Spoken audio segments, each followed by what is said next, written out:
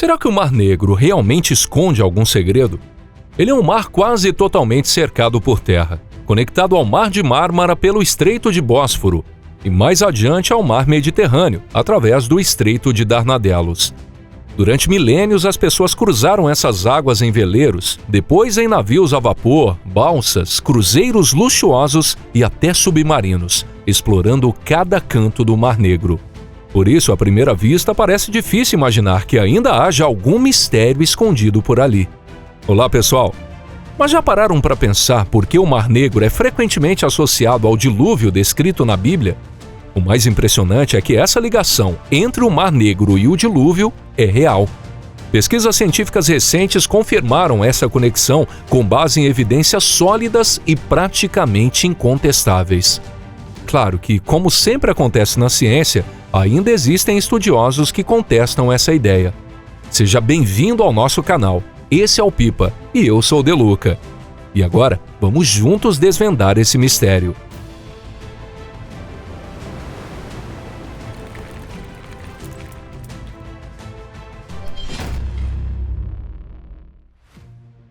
A teoria do dilúvio do Mar Negro. Essa hipótese foi apresentada pela primeira vez em 1998 pelos geólogos da Universidade de Colômbia, William Ryan e Walter Pittman. Segundo os cálculos deles, cerca de 7.600 anos atrás, o fim da última era do gelo provocou o derretimento das geleiras, o que fez com que o nível dos oceanos e do Mar Mediterrâneo subisse repentinamente. A água do Mediterrâneo, agora em elevação, primeiro rompeu o istmo rochoso que o separava do Mar de Mármara, criando o Estreito de Dardanelos. Em seguida, a água transbordou do Mar de Mármara e rompeu a barreira que a separava do Mar Negro, formando o Estreito de Bósforo. Por esse novo canal, uma enorme quantidade de água salgada do Mediterrâneo começou a invadir o Mar Negro. Naquela época, o nível do mar global era cerca de 100 metros mais alto do que o do Mar Negro, o que tornou o evento uma catástrofe de proporções colossais. A quantidade de água que fluía diariamente para o Mar Negro chegava a cerca de 42 quilômetros cúbicos, o que equivale a 200 vezes o volume de água que hoje passa pelas cataratas do Niágara. É difícil até imaginar uma cena tão grandiosa como essa. Segundo os geólogos americanos, essa verdadeira cascata apocalíptica teria durado pelo menos 300 dias consecutivos. Claro, ninguém proporia uma hipótese tão ousada se não houvesse provas concretas para sustentá-la. Ryan e Pittman, os criadores da teoria, publicaram um livro reunindo todos esses dados e evidências. O título do livro é justamente Noah's Flood, ou seja, o dilúvio de Noé. O ponto de partida de todas as teorias que tentam explicar as particularidades do Mar Negro é um fato inegável. Há 8.000 anos, ele era um grande lago de água doce. E o nível desse lago era muito mais baixo do que é hoje.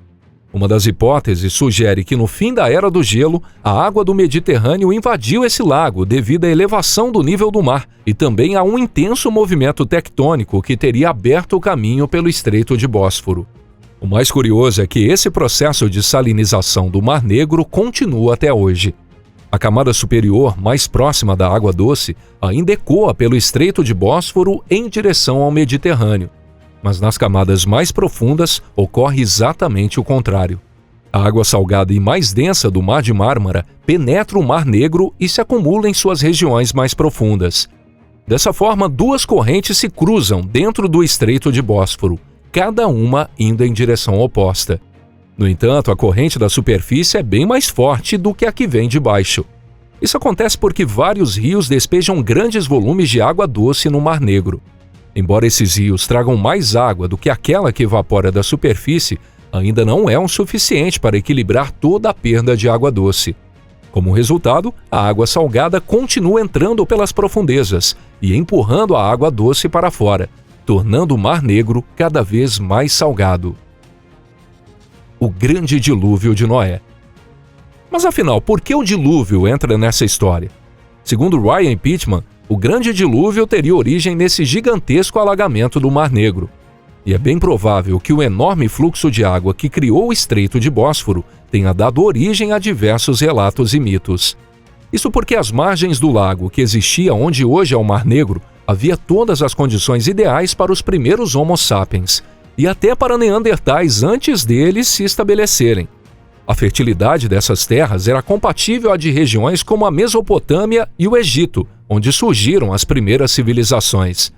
Os assentamentos antigos encontrados nas margens do Mar Negro mostram que nossos ancestrais viviam ali de forma próspera durante o início do Neolítico, pouco antes do que seria o tal dilúvio.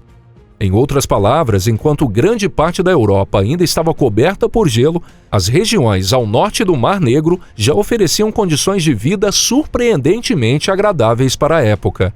Um dos achados mais notáveis desse período é um túmulo de um jovem casal neolítico.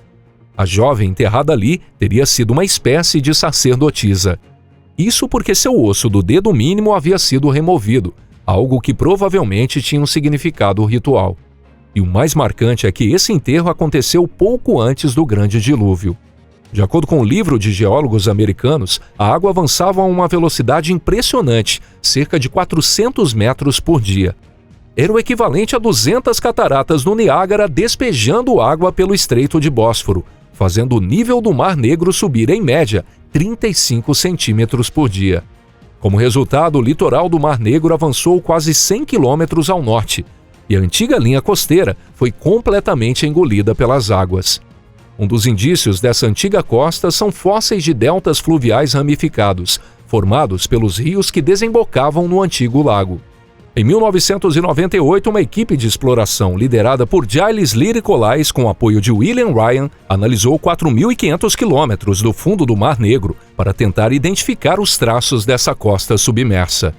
Usando sonares multifeixe e sensores sísmicos, eles conseguiram localizar o antigo litoral. E os sedimentos encontrados confirmaram a transição abrupta entre uma camada típica de água doce, com materiais de cerca de 7 a 8 mil anos, e uma camada de origem marinha, contendo moluscos de água salgada, o que reforça a teoria de Ryan e Pitman sobre o dilúvio.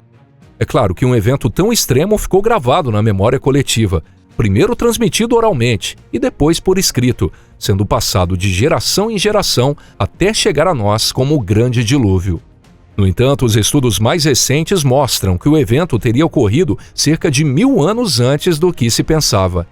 Em amostras colhidas entre 15 e 2.200 metros de profundidade, foram encontrados depósitos de lago contendo grandes quantidades de conchas de molúsculos do gênero Monodacna, típicos de água doce, datadas de 7.500 anos atrás.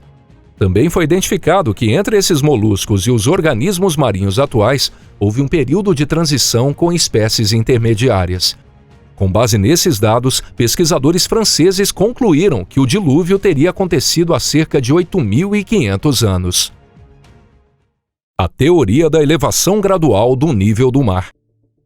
Apesar de existirem evidências aparentemente muito convincentes de que ocorreu uma inundação catastrófica, também há uma teoria segundo a qual o nível do Mar Negro subiu de forma gradual, e ela também é sustentada por fatos bastante plausíveis. Essa teoria está relacionada ao derretimento das geleiras no fim da última era glacial, processo que teria começado há cerca de 2.000 anos e continuado, com alguns retrocessos, até os dias de hoje. A água resultante do degelo fluiu para todos os grandes corpos d'água do planeta, e entre esses, o maior da região do Mar Negro era e ainda é o Mar Cáspio, com uma área de cerca de 370 mil quilômetros quadrados. Por isso, quando as geleiras e o permafrost das várias planícies ao redor do Cáspio começaram a derreter, o nível desse mar subiu cerca de 45 metros, ultrapassando o nível do mar. Só para comparar, atualmente o Mar Cáspio está 28 metros abaixo do nível do mar. E quando as águas do Cáspio alcançaram o nível do rio Manik, que liga o Mar Cáspio ao Mar de Azov, elas transbordaram em direção ao Mar Negro. Essa água doce passou por um estreito chamado Estreito de Khvalynski, formado na época, e foi desaguar no Mar Negro. No entanto, segundo essa hipótese, o nível do Mar Negro parou de subir ao atingir o nível do Estreito de Bósforo. Isso porque a água excedente passou a escoar pelo Estreito de Bósforo em direção ao Mar Mediterrâneo. Há também evidências diretas de que as águas do Mar Negro chegaram até o Mar de Mármara. Moluscos e micro-organismos típicos da baía do Mar Negro foram encontrados nos sedimentos marinhos do Mar de Mármara. A introdução dessa segunda hipótese, com o Mar Cáspio como protagonista, deu origem a um acalorado debate entre os pesquisadores.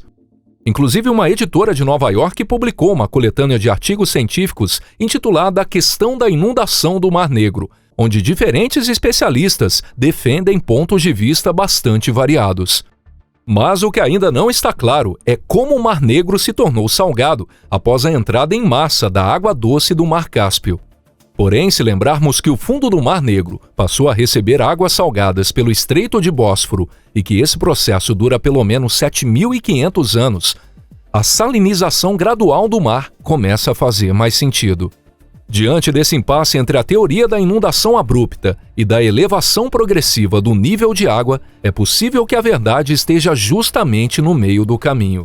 Talvez o que aconteceu foi uma combinação dos dois fatores principais: o fluxo repentino de água que formou o Estreito de Bósforo e o fluxo mais lento das águas do Cáspio pela planície do rio Manique.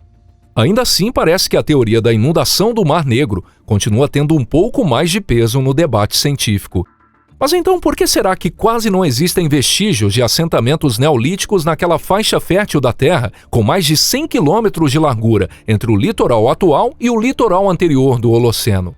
Se essa região foi subitamente submersa, deveríamos encontrar muitos traços da presença de Homo sapiens ou de até neandertais por ali.